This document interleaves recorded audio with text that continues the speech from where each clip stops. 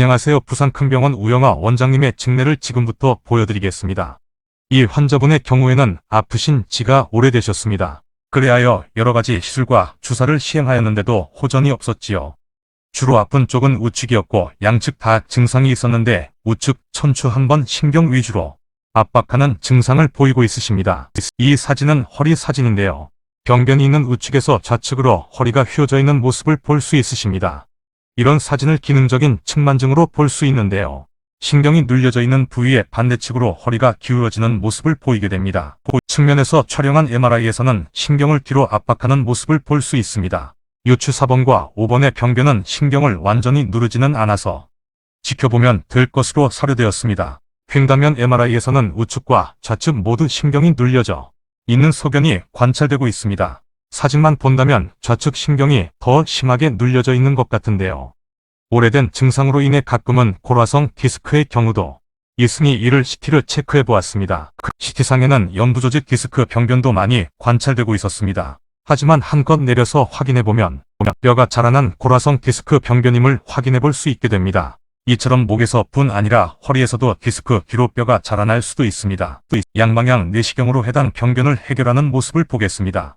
내시경용 드릴을 이용해서 황색인대를 만나게 됩니다.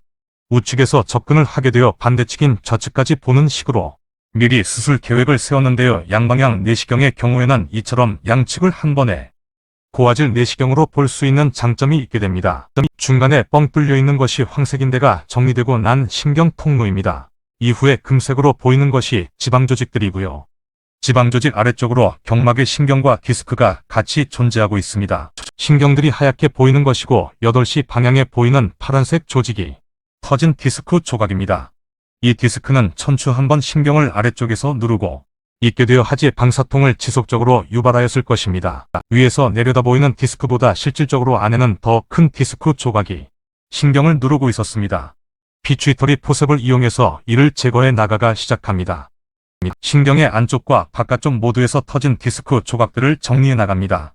디스크 양이 큰 환자분이어서 신경의 어깨 부위와 겨드랑이 부위에서 모두 다 디스크가 눌려져 있는 소견이 보이게 됩니다. 이 디스크의 양이 어느 정도 제거되면 본격적으로 들려있는 디스크를 만나기 위해 신경을 조금씩 젖혀서 작업을 합니다.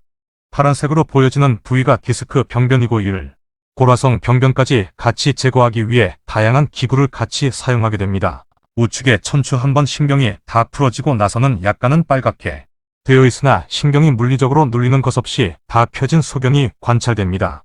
양방향 내시경의 경우에는 이처럼 신경을 근접하여 확인할 수 있게 됩니다. 우측이 정리가 되고 나서는 좌측으로 진입하게 됩니다. 양방향 내시경은 환자를 기울일 필요 없이 내시경만으로 신경 통로를 확인할 수 있습니다.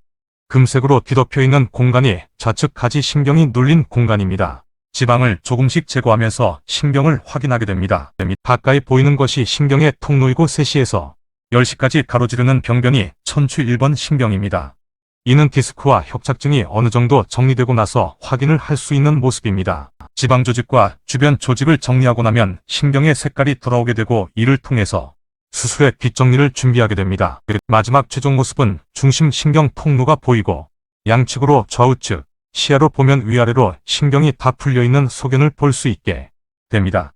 이처럼 양방향 내시경을 이용하면 좌우측 신경을 확실하게 볼 수 있고 디스크와 협착증도 완벽하게 정리할 수 있습니다.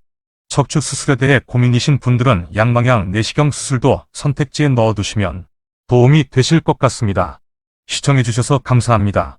구독과 좋아요 알림 설정 부탁드리겠습니다. 좋은 하루 되세요.